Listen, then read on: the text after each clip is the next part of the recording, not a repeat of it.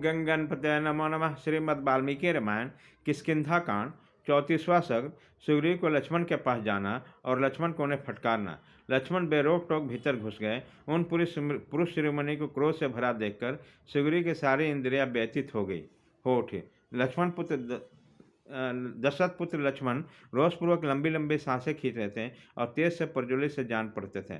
अपने भाई के कष्ट में उन्हें मन में बड़ा संताप था। उनके सामने आया देखकर बानासुर सुग्रीव स्वर्ण का सिंहासन कूद पड़े। मानो देवराज इंद्र की भांति भांति सजाया हुआ महान ध्वज आकाश से पृथ्वी पर उतर आया।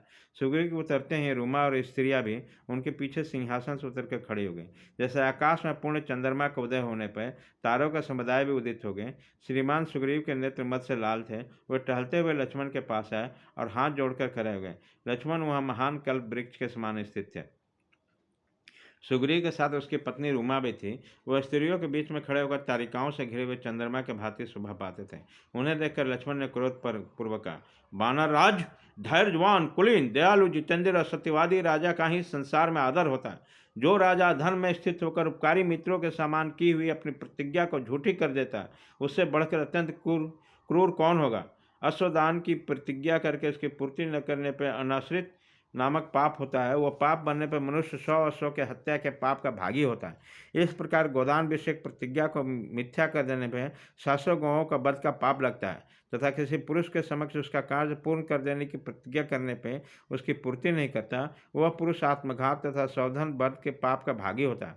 फिर भी जो परम पुरुष श्री राम के समक्ष की हुई प्रतिज्ञा का मिथ्या करता उसकी पाप की कोई येता नहीं हो सकती। बानर राज, जो पहले मित्रों को द्वारा अपने कार्य सिद्ध करने के लिए बदले में उन मित्रों का उपकार नहीं करता है, वो कृतज्ञ उन सब प्राणियों के लिए बद्ध है।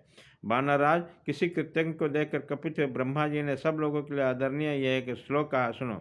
गो हत्यारे, शराबी, चोर और व्रत भंग करने वाले पुरुष के लिए सत्पुरुषों में प्रायश्चित का विधान किया गया है। इसके कृतज्ञ का उद्धार का कोई उपाय नहीं है।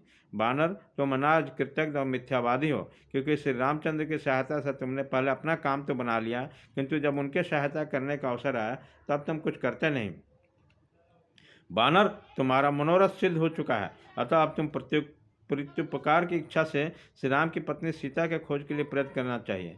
परंतु तुम्हारी दशा यह है कि अपनी प्रतिज्ञा के झूठी करके ग्राम भोगों में आसक्त हो रहे हैं। श्री रामचंद्र जी यह नहीं जानते कि तुम मेढक सी बोली बोलने वाला सर्प हो। जैसे सांप अपने मुंह में मेढक को जब दबा लेता है तो उसे केवल मेढक बोलता है, दूर के लोग उसे मेढक ही समझते हैं, परंतु वास्तव में सर्प होता है। वही दशा तुम्हारी है। तुम्हारे बातें कुछ और है, स्वरूप कुछ और। महात्मा श्री रामचंद्र जी परम महात्मा, तुम दया से गर्वित हो जाने वाले हैं, अतः उन्होंने तुम जैसे पापी और दुरात्मा को भी बानरों के राज में बैठा दिया। यदि तुम महात्मा श्री रघुनाथ जी के किए हुए उपकार को नहीं समझोगे तो शीघ्र उनके तीखे बाणों से मारे जाकर बाली का दर्शन करोगे। सुग्रीव, बाली मारा गया जिस रास्ते से गया है वो आज भी बंद नहीं हुआ, इसलिए तुम अपनी प्रतिज्ञा पर डटे रहो। बाली के मार्ग का अनुसरण न करो। इक्ष्वाकु कुल के शिरोमणि श्री रामचंद्र जी धनुष से छूटे हुए बृहस्तुल्य बाणों को और निश्चय करके ही तुम्हारी दृष्टि नहीं जा रही, इसलिए तुम ग्राम सुख का सेवन कर रहे हैं। उसी में सुख मानकर श्री रामचंद्र जी के कार्य मन में विचार नहीं करते। इस प्रकार श्री वाल्मीकि निर्मित आस रामायण आदि काम के किष्किंधा कांड में 34वां सर्ग पूरा हुआ।